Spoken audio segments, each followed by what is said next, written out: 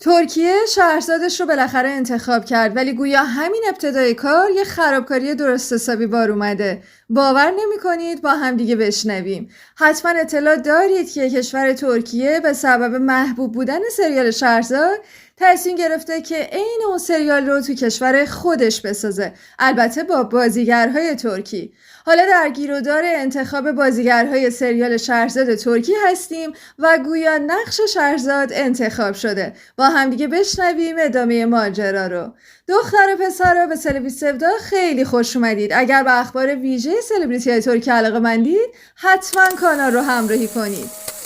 احتمال میدم که با انتشار این خبر تو ذوق خیلیاتون بخوره، چون گویا سازندگان نسخه ترکی سریال شهرزاد تصمیمشون رو برای کاراکتر شهرزاد گرفتن و اون کسی نیست جز özge یاغز. حالا که اونها تصمیم خودشون رو گرفتن، ما هم به این تصمیم احترام میذاریم و عوضش یه خورده در مورد پیشینه özge یاغز با هم دیگه صحبت میکنیم. özge اتفاقا تو نظرسنجی مردمی جایگاه نفر اول توی لیست زیباترین بازیگران زن ترکیه رو از آن خودش کرد. مدت طولانی هم نیست که شناخته و مطرح شده. کار بازیگری خودش رو در سال 2018 با نقش کوچیکی در فصل 3 سریال آدن سنکوی و ایفای نقش زلیها آغاز کرد. بعد از بازی در چند نقش نه چندان ماندنی و طولانی، کاری که موجب درخشیدن و کشف استعدادش شد، سریال پرطرفدار سفیر بود. توی این سریال با بازی در نقش دختری به نام فرایه توجه ها رو به خودش جلب کرد.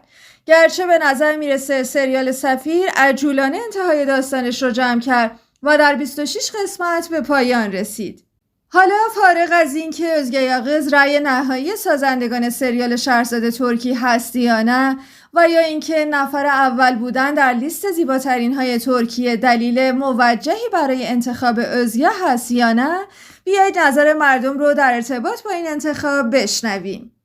چیزی که از نظرات کاربران ایرانی در سراسر فضای مجازی دریافت میشه اینه که اونا به هیچ وجه از این انتخاب راضی نیستن و معتقدن برای چنین نقش بزرگ و مهمی باید از بازیگران پخته‌تر و البته زیباتری استفاده میشد.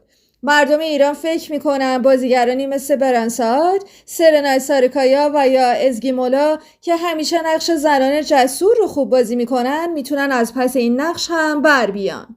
خب ناگفته پیداست که بارزترین شاخصه شهرزاد ایرانی این بود که شهرزاد قصه دختری بود که در عین کم سن و سالی بسیار جسور و نترس بود و در عین حال قلب مهربونی هم داشت. فارغ از اینکه اشتباهاتی هم تو زندگیش مرتکب شد، ولی بیننده این ترکیب جسارت و عطوفت نشان داده شده در شخصیت شهرزاد رو حس می‌کرد و می‌پسندید. و البته که بخش اعظم محبوبیت این کاراکتر به خاطر حرفه‌ای بودن بازیگرش یعنی خانم ترانه علی دوستی هست. پس مشخصه که از نسخه ترکی این سریال هم چنین انتظاراتی میره. یاد به ممنون. باب دلمی بس که تو رو خوب کشید. این نارضایتی فقط شامل ایران نمیشه، چرا که وبسایت‌های خبری ترکیه هم چندان این انتخاب به مذاقشون خوش نیومده و معتقدن با توجه به اهمیتی که این سریال داره و استقبالی که تو کشور ترکیه ازش شده، انتظار میرفت که انتخاب بازیگران از بین هنرمندانی صورت بگیره که تو کشورهای دیگه و علل خصوص ایران حسابی شناخته شده تر باشن که استقبال بیشتری ازش صورت بگیره. غامین دردآلودی است کاواره بمانده. در یکی از ویدیوهای قبلی کانال که در این ارتباط صحبت کردیم اشاره کردم که کمپانی اوجی‌ام پیکچرز که برای شبکه ترکی استار تیوی سریال تولید میکنه اعلام کرده که قصد داره نسخه ترکی سریال شهرزاد ایرانی رو بسازه. برادران تایلند که با کارگردانی سریال حریم سلطان شناخته شدن پیش تولید اقتباس ترکی از شهرزاد رو آغاز کردن.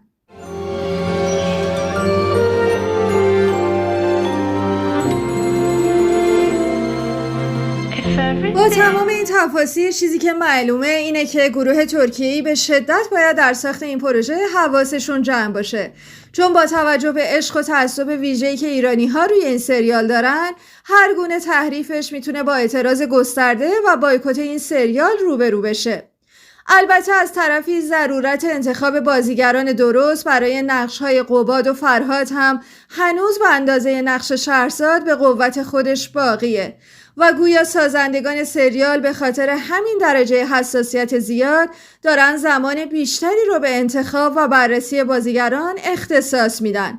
گرچه در مورد özge یاغز گویا کمی عجله به خرج دادن، چون از آمار کلی مشخصه که özge توانایی ایفای چنین نقش سنگین و وزینی رو نداره. شاید هم ما داریم اشتباه میکنیم، باید منتظر بشیم و ببینیم. لحظه است که فرهاد بیاد رد شه منو فرهاد نکن واسه من شهرزاد. لاله‌زار کلاه بی غیرتی نمیفروشن که برم بخرم بذارم سرم. حالا شما عزیزان به عنوان مخاطبین ایرانی این سریال آیا اصلا موافق ساخت ورژن ترکی سریال شهرزاد هستین؟ اگر بله کدوم بازیگرها رو مناسب این نقش‌ها میدونین؟ واسمون بنویسین حتما. مرسی که همراه هستین. مراقب خودتون باشین. خدافظ. اگه دوست نداشتی رنجون دلم میدونم نزدیک بودم به تو، یعنی از دست دادنت. باز چی اومد اینجا؟ ببخشید آقا جون. برو تو.